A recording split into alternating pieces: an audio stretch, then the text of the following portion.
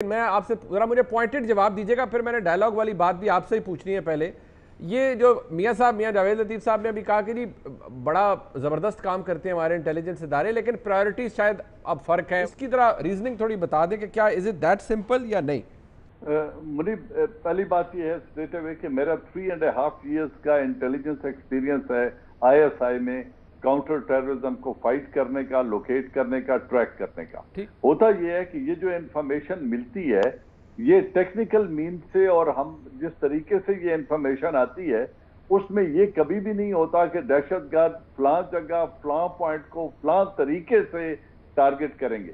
ہاں، یہ انفارمیشن مل جاتی ہے کہ لوگ پشاور میں پہنچے ہیں، وہ پشاور میں ٹارگٹ کریں گے، کوئٹہ ٹارگٹ کریں گے، یا وہ جو کوڈ ورڈ یوز کرتے ہیں کہ کس نوعیت کا ٹارگٹ یا کیا وہ آپریشن کرنے جا رہے ہیں، وہ شہروں کے نام بھی نہیں لیتے. انہوں نے شہروں کے بھی کوڈ ورڈ رکھے ہوئے ہوتے ہیں، نک نیمز رکھے ہوئے ہوتے ہیں.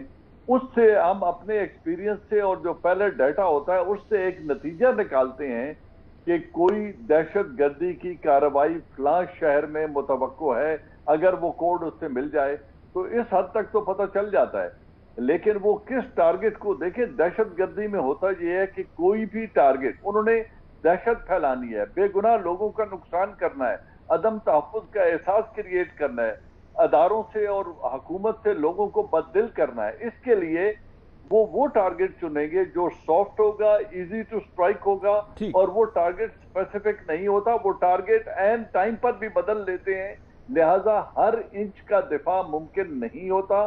سیف گارڈز لیے جاتے ہیں، اس کے باوجود سٹرائک ہو سکتی ہے. یہ تو ہے ٹیکنیکل جواب. اب دوسری بات یہ ہے کہ اس کے لیے ہمیں تیاری کرنی پڑتی ہے، تیار رہنا پڑتا ہے، الرٹ 24 گھنٹے رہنا پڑے گا، اور ہمیں اس کے لیے مزید کام کرنے کی ضرورت ہے. اب اس کی جو پولیسنگ ہے اس پہ ہمیں مزید محنت کر کے ان کو ٹریک کرنا پڑے گا کہ لوگ کہاں سے آئے تھے، اور پھر انہیں سٹرائک کرنا پڑے گا. یہ تو ہے ڈیفینسو اسٹریٹجی. ٹھیک جل صاحب، میں ذرا اب اس کا تھوڑا اس جگہ پر آ جاتا ہوں جو کہ ابھی اندریب صاحبہ نے بات کی تھوڑی دیر پہلے. کیا جو بھی گفتگو اب PDM کے جلسوں کے اندر کی جا رہی ہے، اگر میں کہوں اسینچلی جو میاں نواز شریف کر رہے ہیں، کیا وہ اگر بات کرتے ہیں وہ کہتے ہیں جی میں تو آئین اور قانون کی حکمرانی کی بات کرتا ہوں. اب ذرا میں سن لیں وہ خواجہ آصف صاحب کیا کریں. میں ذرا کامنٹ چاہوں گا میاں صاحب سے بھی اور اندریب بی بی سے پوچھوں گا، لیکن خواجہ آصف صاحب کیا فرما رہے ہیں ذرا سن لیں. میاں نواز شریف کوئی وزیر اعظم تو نہیں بننا چاہتا، یا میاں نواز شریف کوئی اقتدار تو نہیں چاہتا. وہ تو یہی چاہتا ہے کہ ایک ایسی صورتحال پیدا ہو جس میں گارنٹی ملے اس ملک میں آئین اور قانون کی حکمرانی کو. جنرل صاحب، گارنٹی ملے آئین اور قانون اور کی حکمرانی کی. اب ایک طرف یہ بات ہے، وہ کہتے ہیں نہیں جی ادارے بہت محترم ہیں، جوان بہت محترم، شہداء کے لیے 7 سلام، لیکن پھر افراد کی بات کی جاتی ہے. اور دوسری طرف متضاد بیانات ہے، اس میں بعد میں آؤں گا. لیکن کیا واقعی یہ تاثر درست ہے کہ میاں نواز شریف کو خدا نخواستہ کوئی بغاوت کے لیے اکسا رہے ہیں لوگوں کو اداروں کے اندر؟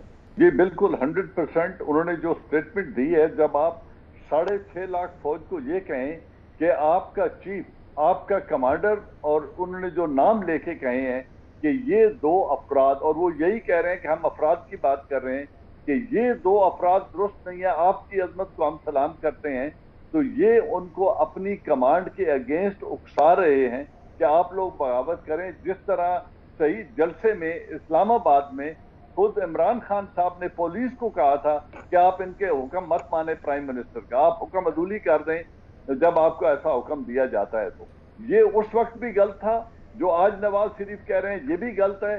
یہ اپنے سبارڈینیٹس کو ان کے بالا کمانڈ کے اگینسٹ اکسانا، یہ سیڈیشن ہے، یہ ایک نیگیٹو میسج ہے جو دیا جاتا ہے، اس میں کوئی دو رائے نہیں ہے. اب جو بات کر رہے ہیں خواجہ آصف صاحب، میں ان سے یہ سوال پوچھنا چاہوں گا کہ گارنٹی پارلیمنٹ نے پرووائیڈ کرنی ہے یا وہ گارنٹی پاکستان آرمی سے مانگ رہے ہیں کہ قانون اور آئین کی بالادستی ہوگی؟ وہ کس سے گارنٹی اور ضمانت مانگ رہے ہیں؟ یہ ضمانت یا یہ شیورٹی یا ایسے انوائرمنٹ کریٹ کرنا پارلیمنٹ کا کام ہے، پارلیمنٹیرینز کا کام ہے، سول گورنمنٹ کا کام ہے. اور اگر آج وہ ضمانت آرمی چیف سے مانگ رہے ہیں تو پھر وہ کل کہیں گے کہ یہ آرمی چیزوں میں انوالو ہوتی ہے.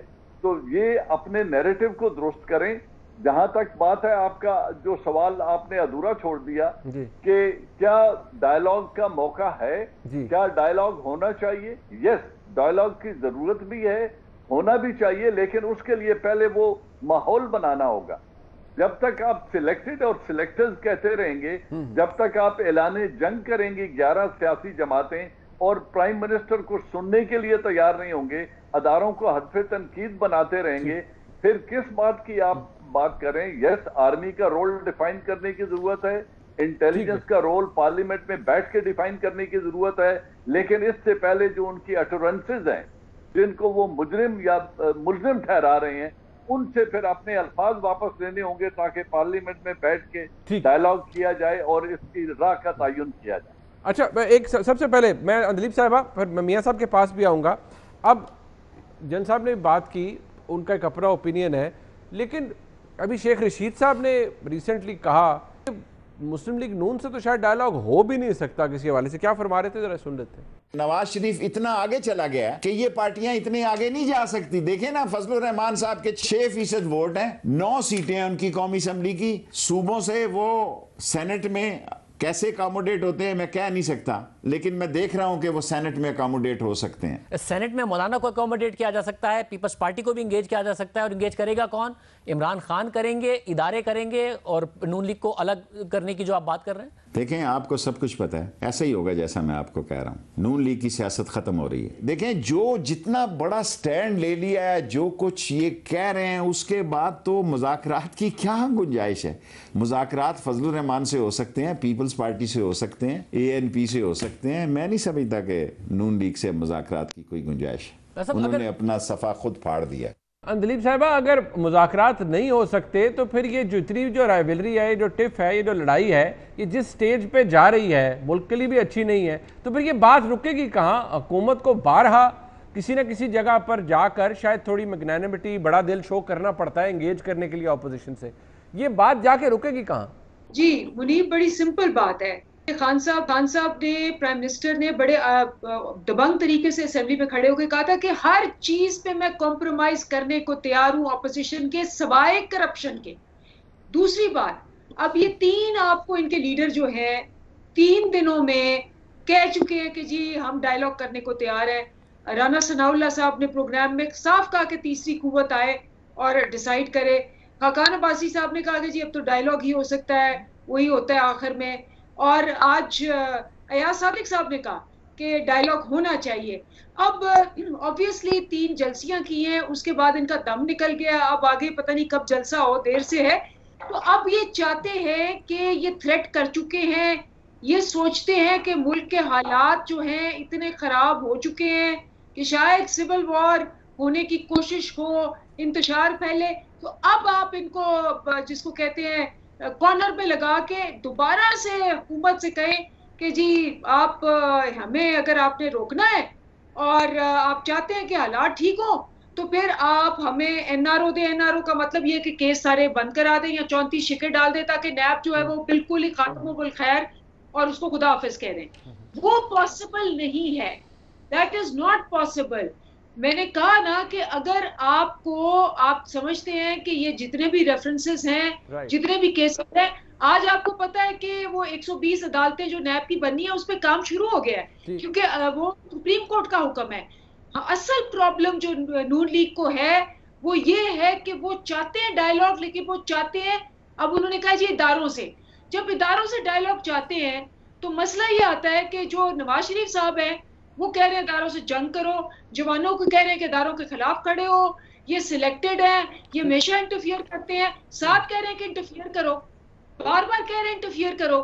تو بچے کو بھی پتہ لگ جائے گا کہ کیا مسئلہ ہے.